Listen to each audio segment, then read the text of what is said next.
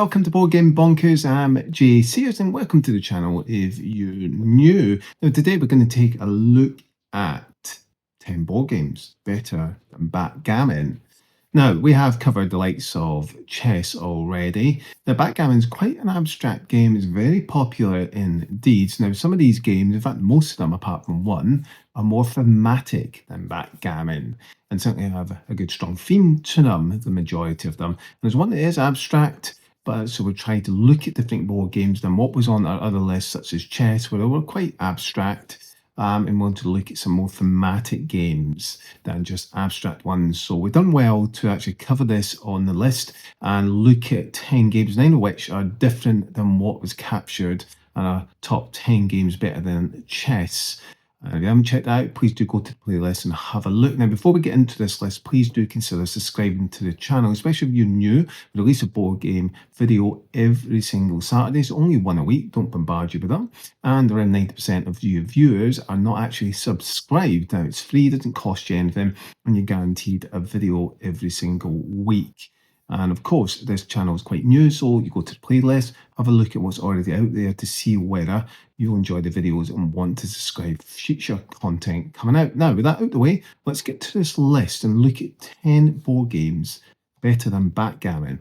Now, this was quite tough because I tried to find thematic games, like I said, which was a lot more trickier. So some of these play in some sense like Backgammon, but you have to think out the box a little bit and just think about if they were counters. Would that play like Backgammon or be slightly different? But some are quite a bit different, but certainly have that sense of tacticalness in them. So let's get to this list, starting with our number 10. And this is quite an interesting one. This is Battle Sheep. And you're probably thinking, wow, this is crazy. It's not typically a kid's game as such, although it is quite light. And as you can see from the rating of 1.45, very light indeed in terms of its complexity. But this is quite an interesting game, and how Battle Sheep plays is that on your turn, you'll choose one of your stacks of discs and then place them onto the border hexes. Now, you'll remove a number of discs from the top of that stack, and then you move a new stack of discs in a straight line as far as that stack can go. Now, you must leave at least one disc behind on the stack you moved from. So you're working out, okay, which direction do I move in? Which stack do I use? And then as the game progresses, the board gradually fills up with discs. More will be coming on. And then the movement opportunities become a little bit more limited because there's more discs on the board. Now, the players will aim to occupy as many spaces as they possibly can on the board. We're trying to block your opponent's moves because they can't obviously move in the space you've occupied. Now, the game will end when there's no more moves that can be made, and the player who has the most spaces in the game wins. This very much feels like Backgammon, except it's got some slightly theme to it. Now, you can argue it's kind of slapped on a little bit, but it's just probably the closest in some sense. And probably in the list, and there's another one, to Backgammon, because you're moving your discs and you're trying to tactically outwit your opponent by looking at, right, okay, which direction I go in, how many do I move, because you're going to leave one behind, of course, and how many do I move forward. Obviously, the bigger the stack, the more powerful that stack is. So you're figuring out which direction and where you move your stack, which is quite interesting because you're starting on the corners of the board. So you're working out, okay, your opponent's there, I'm here, but like Backgammon, and then you're moving these stacks. And you can go in a straight line and move as many as you like. But of course, you've got to think tactically about how many spaces do I move, where do I move to. It's quite an interesting concept and a bit of a twist in Backgammon. And it's certainly, I would say, a little bit lighter than Backgammon. So certainly more of a family feel to this. That's why it's got that theme put on it. So is it thematic? Not really, to be honest, but I kind of see why they put this theme on it. So let's move in to our number 9 then. And this is Cartagena. I think that's how you pronounce it. Cartagena. Yeah, Cartagena. We'll go with that. And this is quite an interesting game. Again, has some kind of theme to it that's been put on there, and probably a bit of a stronger theme than our last one, Battle Sheep. So in this game, what you'll be doing is that each player will control 6 different pirates, and you're trying to escape from a fortress through an underground tunnel to a sloop. Now, the first player to get all of the pirates to the sloop wins, and that's the objective. So what you'll be doing in your turn, you've got one of three actions you can take. You can move a pirate forward by playing a card that's in your hand with a symbol, so it might be a gun or rum, whatever that symbol is. Now the pirate will move to the next matching space, and then they'll leapfrog over other pirates, and that's how you can get ahead. Now, you'll move a pirate backwards, that's another action that you can do, to a space with one or two pirates, drawing one or two cards from the deck. So that's how you get cards, by going backwards. So do I go forwards, don't get a card, or do I go backwards and get a card? Now, you'll need to plan carefully, as you'll have fewer pirates to move as the game goes on, because they don't get into the sloop. And there's a few variants as well. Now, the variants, can be you've got multiple paths, you can use extra boards. It gives a bit more complexity if the game's a bit too light. They've got this Morgan move, which is you can move an opponent's pirate forward to gain cards. So there's different variants and there's a few other variants as well in the game. It's quite an interesting one because this is more of a race feel than a kind of tactical, how do I outwit my opponent? You're still outwitting them in some sense to get forward. But I like the interesting decision there. When do I go backwards to get a card and when to go forwards? And I like the variant as well. There's got a few different variants. The one where you can move your opponent forward and you get a card as well. Quite like that. But I do like that simplicity of it and simple two actions, really. Do I move forward, go backwards? I need a card. I've got enough cards. I can start planning to move forward. Then you're trying to strategically, you try and work it tactically. When do I then move forward? Because I can leapfrog over the other pirates. And that's all you're trying to do, is get your pirates forward as quickly as possible.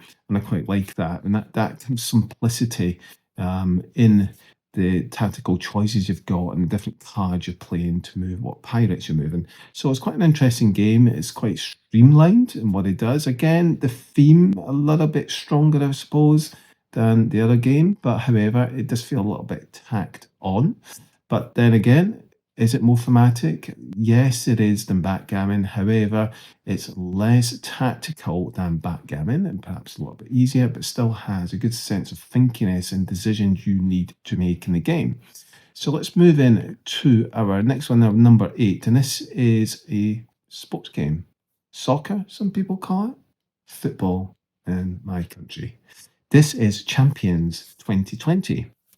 So if you like your soccer, then you'll enjoy this. It's quite an interesting one, and it certainly has some sense of backgammon in terms of positioning your players, etc., moving them around, but also they put it into a football game, soccer, which is quite interesting. So let me explain how it plays. So in this game, what you'll be doing, it's a kind of simulation of football, and you'll be managing a team of 11 players that you've got on the field. You've got this large board with a field, which is obviously looks like a proper football pitch. And then on your turn, you'll select players to move and make actions such as passing, shooting, or defending. Now, you can attempt to hit passes, which will lead to events like throw-ins, corners, etc., or goalkeeper kicks.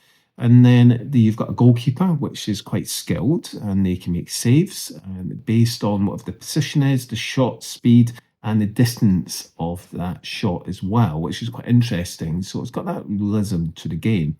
There's a few key features that you have to take into account. You can make fouls in the game, which can be a bit frustrating.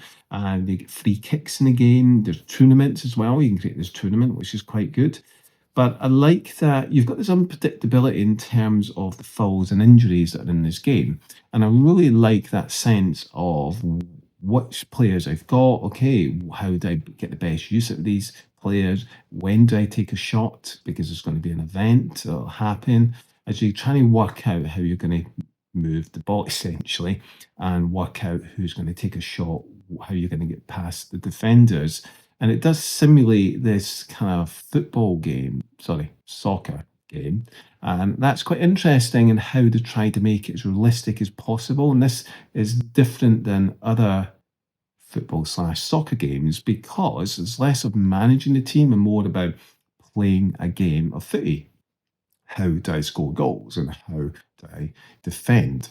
So it's quite interesting the tactics you've got, but it's quite simplistic and streamlined as well. But it can feel a little bit complicated in terms of, okay, if I do this, this will trigger an event which might result in an injury or a goal kick, etc.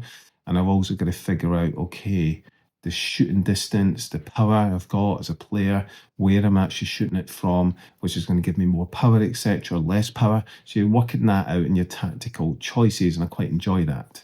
It's an interesting concept, and I think it works well, and I think they've done well to integrate this into a theme, and I think this is certainly stronger than the other two. So let's move in to our next one, number 7, and this is certainly abstract. This is Quarto. Quarto? Quarto. This is an interesting abstract game and certainly has a closeness link to the likes of backgammon and chess. And what you'll be doing in this game, you will be having, well, essentially you've got a 4x4 board with 16 pieces. Now, each has different attributes, and this is quite interesting because you've got a colour, you've got the height, and you've got the shape, and then you've got whether it's solid or hollow. And what you're trying to do is stack them essentially. So you could try and complete the rows, either horizontal or vertical or even diagonal, where all 4 pieces share at least one common attribute. And that's really interesting. So what you'll be doing essentially, you'll take turns placing your pieces on the board. But the twist is the opponent chooses which piece you must place, which is quite interesting. You're trying to work out where you're placing that piece. So on your turn, you then place the piece selected by your opponent on an empty space, aiming to complete a row of matching attributes. It feels like almost tic-tac-toe in a sense on extreme levels, and much more complicated than tic-tac-toe. And there's a really interesting concept where your opponent chooses the piece, and you're trying to work out, okay, where am I going to place this piece? I need to get 4 in a row of the same attribute. Heights, is it hollow? Is it solid? I really like that. I think it's an interesting twist. And it has almost this cross-reference to tic-tac-toe, chess and backgammon, and it's kind of almost meshed in the middle of them all. I think it's interesting, and it's certainly abstract, and it has a lot of thinkiness and tactics to it, because what piece do I pick for my opponent? And when I place a piece, where do I place it? Because I've got to think about what my opponent might pick for me as well. So it's quite interesting, and I think it works really well. It does feel a little bit odd the first couple of times you play it, and once you've gone past it, it makes sense, and then you go, right, okay, now I understand, now I get it. Okay, this is actually quite good. It's an interesting abstract game. It's certainly one I highly recommend. We actually covered this, I believe, in our top 10 games better than chess, so check that out as well. So let's move in to our number 6 then, and this certainly has got a good strong theme, and it's based, I believe, in a Spanish village. This is Alhambra. Alhambra is quite a popular game, and slightly older now, but you can still get a hold of it. And what you'll be doing is you'll be acquiring buildings and trying to build Alhambra. So in this game is that you'll be in the bidding market.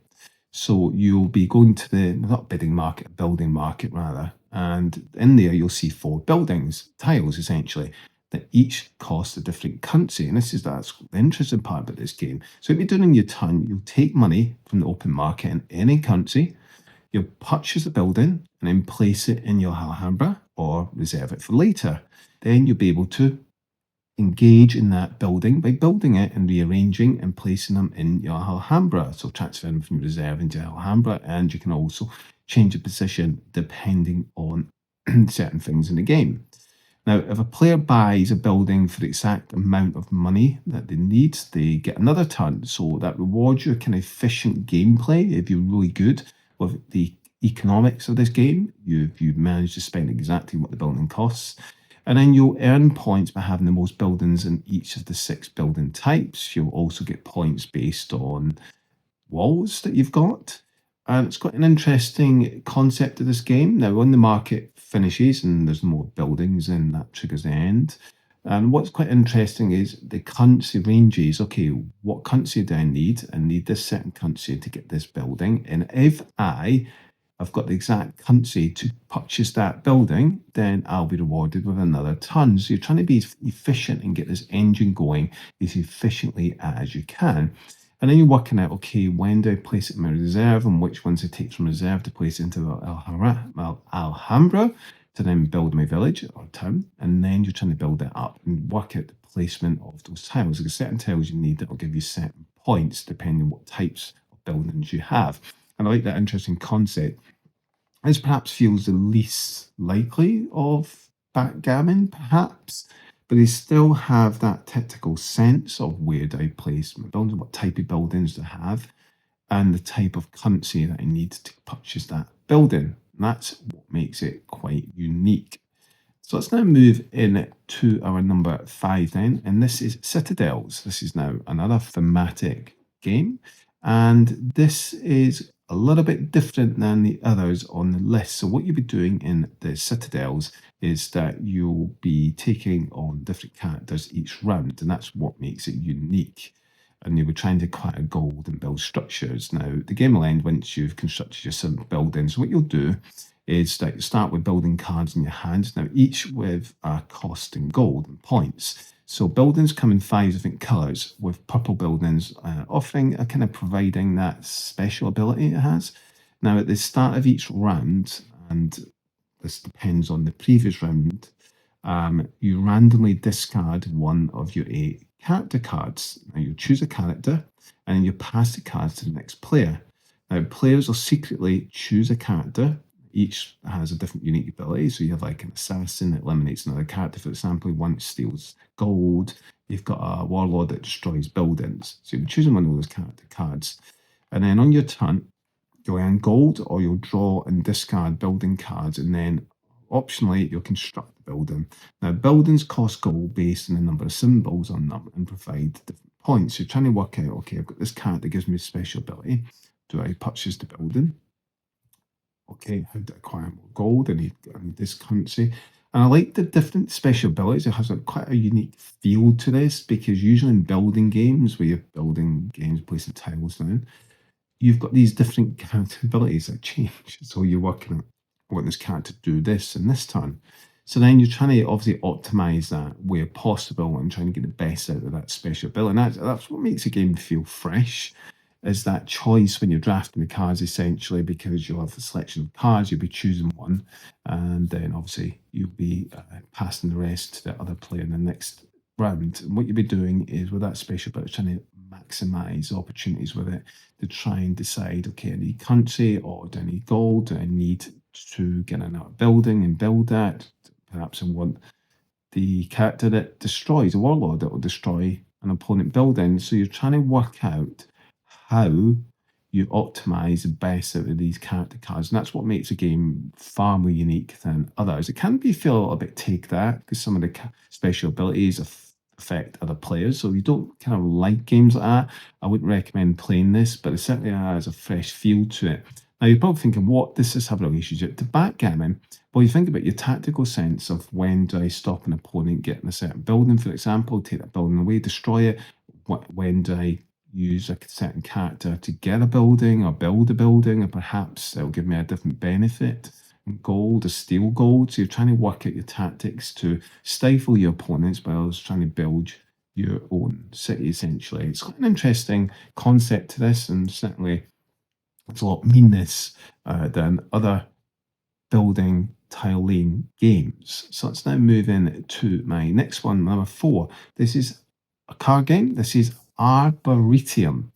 Beautiful card game, all about trees. And again, I'm going to explain the link to backgammon, because this is loosely based on some concept to some sense, but except it's cards. So it's a strategy card game, and you're creating this garden path, essentially, with trees. And that's where you earn your points. So that you've got 80 cards in this deck. Now, each has a tree species in one of 10 colours. Now, each colour and the cards, they're numbered 1 to 8. Now, players will start with 7 cards in the hand, and on your turn, you'll draw 2 cards, either from the deck or the discard pile. You'll lay a card in your garden path, and then you discard 1 card in your discard pile.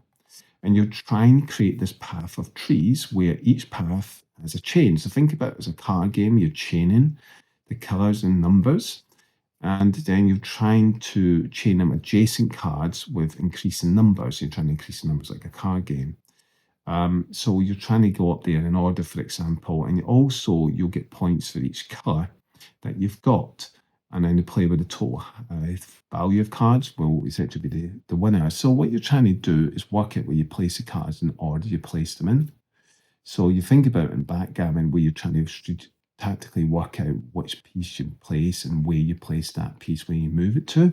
Well, it's a similar concept in terms of I place the card, where do I place it? Do I place it here? Do I place it there? Because you're trying to get an order of numbers. So you're trying to decide which number you play and when you play it as well. It's the colour, and you're trying to get the different colours and your palette as well as the number sequence. So it's quite tricky there. Has that tactical sense to it, although a different feel. And it has some theme there. The theme does come through. It just isn't that strong, but it does look beautiful indeed. So let's move in to our number 3. And this is an interesting one and certainly has similar concept to chess in some way, more than backgammon, but certainly has that feel of backgammon. This is Hive. Hive is an interesting game because there's no board and you have these big tile pieces, hexagon pieces, and you'll be trying to surround the opponent's queen. Interesting. So what you'll be doing is a 2-player strategy game. Now you have 11 pieces, and each piece represents a creature that have slightly different abilities and how they move in unique ways. And then what you'll be doing is just place your first piece on the surface, and then you'll be adding more pieces, and they've got to interconnect with one another. And you'll be trying to protect your queen bee and also trying to surround your opponent's queen bee. Really interesting. And what piece you move and how it moves. And you're also trying to work out what your opponent is going to do as well. I think this is fascinating. And like I said, there's a strong link to chess, but it still has that backgammon feel because you're trying to capture your opponent's pieces in backgammon. You're doing a similar field and thing tactical sense to this game in terms of how you move. But what is unique is each creature moves differently. So you're trying to work out to benefit the strengths of those creatures and how to move to try and capture your queen. Really interesting. I like the fact you don't need a board and you can take this anyway and travel. Fascinating game. So let's move in to my number 2 then, and this is Mindbug. Mindbug is a tactical card game, and it certainly has a feel to backgammon because you'll be capturing your opponent's bugs. So what you'll be doing is starting cards in your hand. You've got 5 in your hand, 5 you can draw.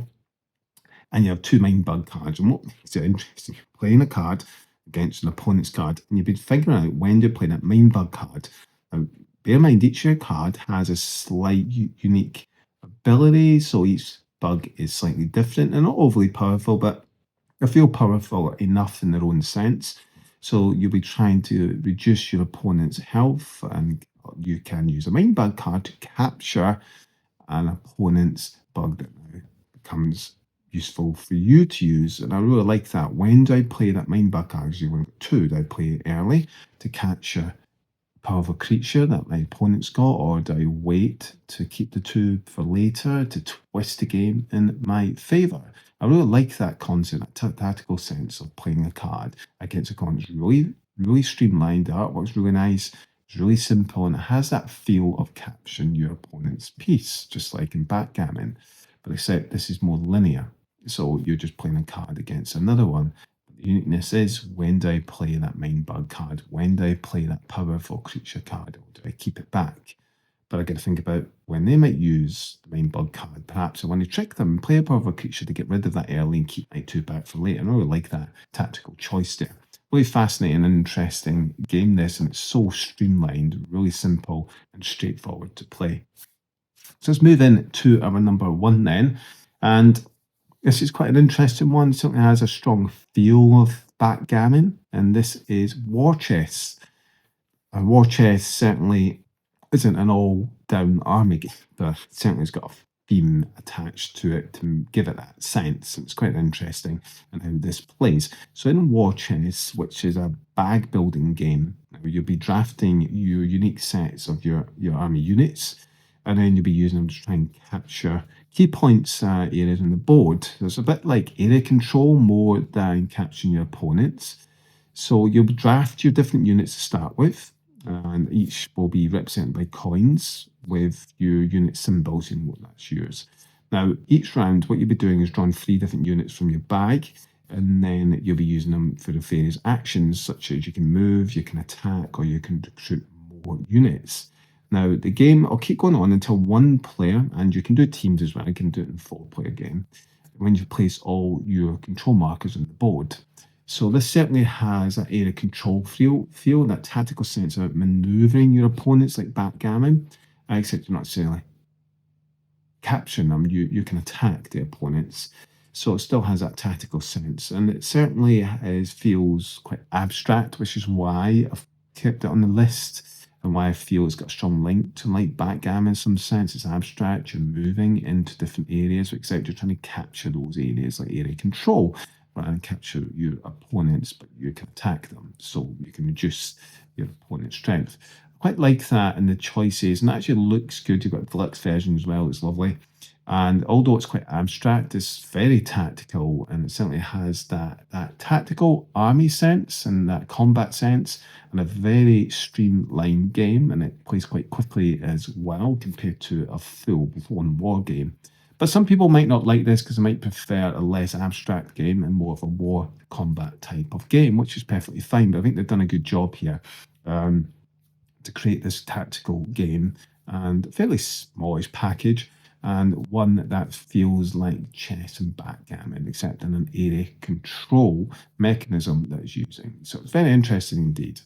Now that brings us to the end. I hope you've enjoyed this. I've looked at 10 games that are better than backgammon, or are they better than backgammon? Well, you tell me. They might think they're actually not. Backgammon is certainly a classic game. It's still well loved by a lot of players around the world, and you certainly see on YouTube videos and outdoor players playing these in the streets. Is very popular indeed, just like chess is.